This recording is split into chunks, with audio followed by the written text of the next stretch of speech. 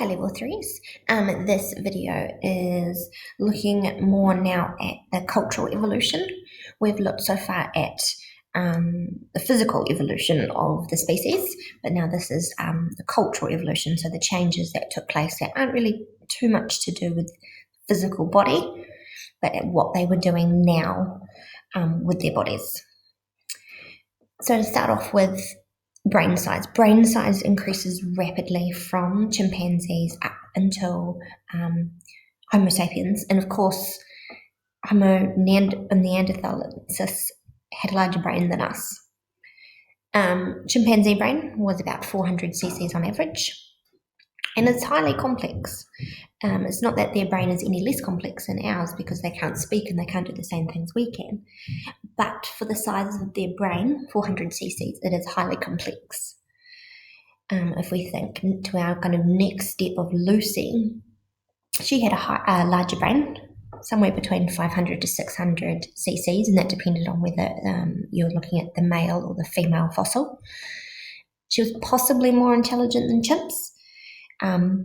There is evidence that she used crude, kind of basic tools. But as far as how complex her brain was in comparison to chimpanzees, we're not really sure. Homo habilis, their brain was about 650 cc's, so we're slowly increasing. And it did have specialized areas so that they had some sort of speech, whether it was really kind of rudimentary and basic, and they made some stone tools. The way that we can tell whether their brains had specialized areas or not is that when obviously the organism dies and the body starts to form slowly into a fossil, the brain, as it, I guess, decomposes and changes, the bone changes into rock.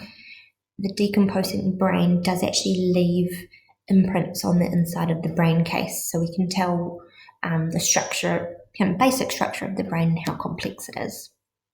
So that's how they've found out that there are specialized areas. Homo erectus, their brain was a big increase here, somewhere between 750 cc's right up to 1250 cc's. And remember, Homo erectus is a species that was around for the longest, and possibly it's going to be around longer than what our species is going to be around for. They made very sophisticated tools, and they used fire. The precision movements of their hands required good hand-eye coordination and fine brain control. So their brain not only was a lot bigger than habilis, Lucy, and chimpanzees, but those parts of the brain that were responsible for the hand-eye coordination and really fine motor control were a lot more developed. So if we look at, so this is obviously Homo sapien brain, the areas that are involved with speech are known as the Broca's area, which is this part here, and the Wernicke's area is involved with language comprehension.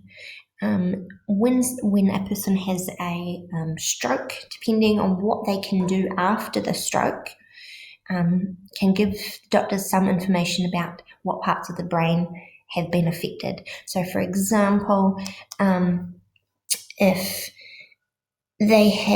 after their stroke they are not able to speak, chances are they've had a clot in the Broca's area of the brain. Say they can speak, but the sentences don't make any sense. The words aren't in a proper sentence. It's possible that this part of the brain has been affected, so they might not be able to speak properly, or they might be able to say words, but they don't actually fit together, but they can understand what you are saying. It's possibly the Wernicke's area of the brain. So these two parts of the brain, as we go along from chimpanzees to Lucy, to habilis, to erectus, these parts of the brain became more and more sophisticated. The brain, so if you guys ever wonder why when you guys are studying that you're always so hungry, even when you're at school, you're always hungry, that's because the brain requires such a huge amount of energy to actually keep it going. It makes up 2% of your body weight, but uses 20% of the energy that you take in from food. So that's a good reason why when you're studying, having a little bowl of like chocolate or lollies beside you, it's going to be good to keep your energy levels up. All right, so the connection between tools and fire. There are four types of tool culture. And the overall trends of tool making were that they increased in complexity, skill, and the time needed to make the tools as we go from the really early tools right up to the later tools. There was an increased range of tools. They went from kind of a multi-purpose single hand tool right up to spears, to fish hooks, to needles. As we go along from the really basic ones right up to the more specialized ones, different materials are used. They started off being just rock, but as we look at the much later tools, they used leather, they used antler, ivory, bone, and wooden handles as well. So these are probably your most basic of tools, and they are known as Oldowan tools. They were produced by Homo habilis, though there is some scientists that believe that maybe Paranthropus used them. These tools have been found with those fossils, but whether they were found there later, placed there later, not really sure. So produced by Homo habilis around 2.5 million years ago. They were basic kind of stones which had been hit with another stone to take an edge off it, and then that's how you get these kind of sharp edges. So that would have been a piece of stone that would have been hit off to make a sharp edge. You got another sharp edge here. This would be the bit where you hold it in your hand. It was a multi-purpose tool. You could hold it in one hand and it did a range of different things for the person. The next one is Acheulean. So we're looking at use between 1.7 million years ago right up to 150,000 years ago. Most commonly associated with Homo erectus. Remember, they existed for such a long time that the tools they probably started off using probably changed quite a bit to the ones that they used towards the end of their time on Earth. Typically a teardrop shape with two worked faces. So teardrops, so the bigger part would sit in the hand, and then you had different kind of cutting blades on the two sides. There was a standard design that's been found, but it had a range of sizes to suit different tasks. So a big one might have been used for hitting, an animal on the head to kill it, right down to the really small ones that would have been used for really fine cutting. So here's some examples of the Acheulean hand axe. So like I said, this bit here would be what you would hold on to, and then you've got your different cutting angles along the top there. That's kind of looking down on them, this one here. So you can kind of see it's like a teardrop shape, not only that way, but also looking down on it. And then you've got the two different sides with the two different faces on them. The next one, a little bit more modern now, Mousterian tool culture, somewhere between 200,000 years ago right up to 40,000 years ago. Neanderthals and early Homo sapiens would have been the users of these. More finely worked sharp edges, and they were using flakes rather than the pebbles. So rather than having that big piece, they had these smaller pieces. It involved shaping a stone so that a thin flake came off it with a specific shape. So they would start with one big stone, hit it on a certain angle to try and break off smaller flakes, and each of those smaller flakes would have different jobs. Making Mousterian tools would have been really labour intensive. Not every every stone that they would have started with would have turned into a tool. Some of them just wouldn't have worked.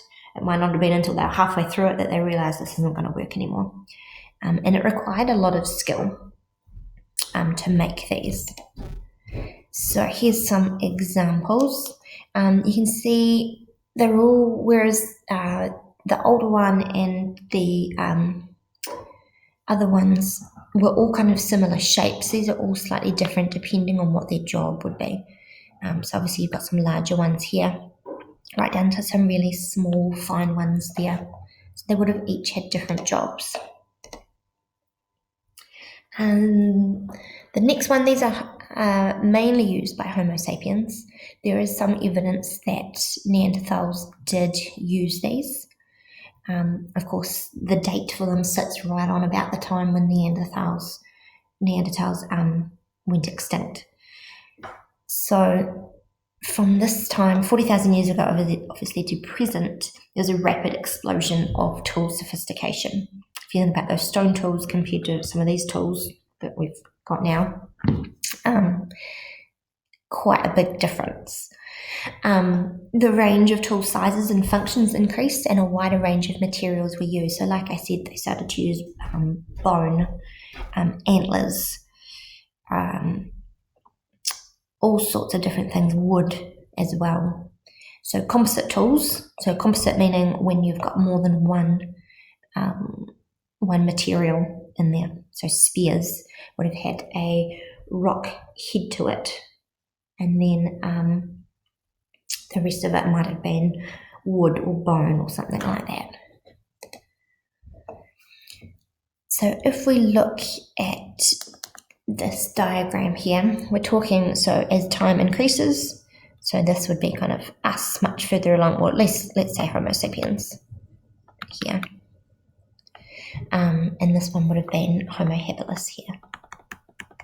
Okay, so as we go along, not only so if we go along here for time, as we go along as well, there's an increase in complexity. So I'm not saying that these weren't complex for the time, but that they probably didn't take a lot of making. They may have found it, done a few whacks. Now I've got this hand tool with different sharp edges. Okay, so as time went along, so from habilis to Homo sapiens, the complexity increased until we ended up with this composite tool that contained probably leather to connect the wood and the stone tool together. There's a couple of links there for you, which are really good. There's the timeline of human evolution, so it compares what species were around to what tool was associated with them, and just a little website there looking at cultural evolution, so the tools, but also what we're going to look at next. There's a bit of a summary table. So if we go right back to the oldest, is Homo habilis. They used Oldowan tools. They did not have fire, and they did not have art at that time. So art can be whether they were making small sculptures, whether they were doing, the one you always think of is the handprints that you find in certain caves, some of them in Australia, but usually in Europe. Homo erectus and Agaster. So remember, sometimes Agaster is included as a type of Homo erectus. Sometimes Agaster is seen as its own species. They used Oldowan, but because they were around for so long, they eventually led on to the later Acheulean. So they really went from Oldowan to Acheulean, to the very later Acheulean tools. There was evidence that they did have fire, but they did not yet have art. Neanderthal, they had Mousterian and a little bit of the later Upper Palaeolithic tools. There is evidence they had art, and so that's a combination of sculptures and that kind of thing. Sometimes they were involved with burials, and they definitely had fire. Homo sapiens, they had a very diverse range of tools, Mousterian right up to the Upper Palaeolithic tools. Definitely had art. We also had jewelry, which is a big difference to Homo neanderthal. We made beads for necklaces and that kind of thing, and we most definitely had fire. Okay, so I want to quickly go on to a little bit more about fire. How do we know that these different species had fire? Well, there's evidence such as the hearths. So, just like if you go down to the beach and you want to make a fire, the first thing you do is you put your rocks around to make kind of an edge to your fire. So that's your hearth. And the hearths, once they've been exposed to the heat so much that the rocks actually are chemically altered. And they can be tested. Not only that, but you can see on them that they've been exposed to heat and fire. In these hearths, you're going to find wood charcoal, and this is usually used as fuel. You're going to find charred bones as well from the animals that were cooked. The hobbit, found on Java Island, was found with evidence of fire, including bones of animals. So of course that threw a bit of a spanner in the works because the hobbit has such a small brain size, yet they had tools and they had fire. Fire was first associated with Homo erectus, and there was evidence that they used fire, but there was no evidence that they could actually make fire or start fire. They hadn't made the tools that they could use to start fire. It's possible that they captured the fire from lightning strikes or lightning strikes that cause bushfires. One of the advantages of having fire was that it allowed species to move into areas that were colder. And one of the biggest ones was that it cooking food made it so that they could get more nutrition from their food. So cooking the food made it more digestible. Going from eating raw meat, it takes a lot of energy to try and break it down. Whereas if you've cooked it, it's much easier for your body to digest it without having to use too much energy to digest it in the first place. It increased the range of food that could be eaten. Before they ate a lot of meat, they would have eaten a lot of plant material, and raw plant material, again, very hard to digest. If you think about cows, they have 3 stomachs just to digest grass. Cooking the food improved food hygiene as well, so it killed the bacteria, especially for meat, obviously. So people weren't dying from a case of food poisoning. You could get more calories from the food by cooking it, which then led to powering our large brain. So like I said, 20% of the energy we take in from food is used to power just our brain. The benefits for culture of fire. So fire increased the period of activity, especially in winter. If you think about the fact that as soon as the sun went down, they had to find shelter, whether that was in a cave. When you're in a dark cave, it's dark. Having a small fire going meant that individuals could increase the amount of activity that they were doing. It gave illumination, I like the sentence, gave illumination for socialization, stimulation for a larger brain. So being able to sit around and talk, whether at that time they were still developing a language, it was probably very different from the language we have now. One of the other things about fire is that it encouraged those who went out to hunt to bring the food back to home base. What would often happen was that those who went out to hunt got the first lot of food. And depending how big their kill was, they couldn't take it back, but also because they couldn't take it back for it to be spoiled. So they could take it back and cook it, and it would last longer. Bringing the food back kind of increased the family structure. Home base became the focus, whereas before it was about getting the meat, eating what they could there, and then moving on to the next place. So, like I said, fire was helpful in shelters and caves. It gave heat, it gave light. They could move into cooler areas that they wouldn't have been able to move into before. Remember, when most of these species were moving out of Africa, it was at a time when there was an ice age. So it was cold. It was cooler in Africa, but it was icy in Europe. They could use fire to reduce the danger from predators.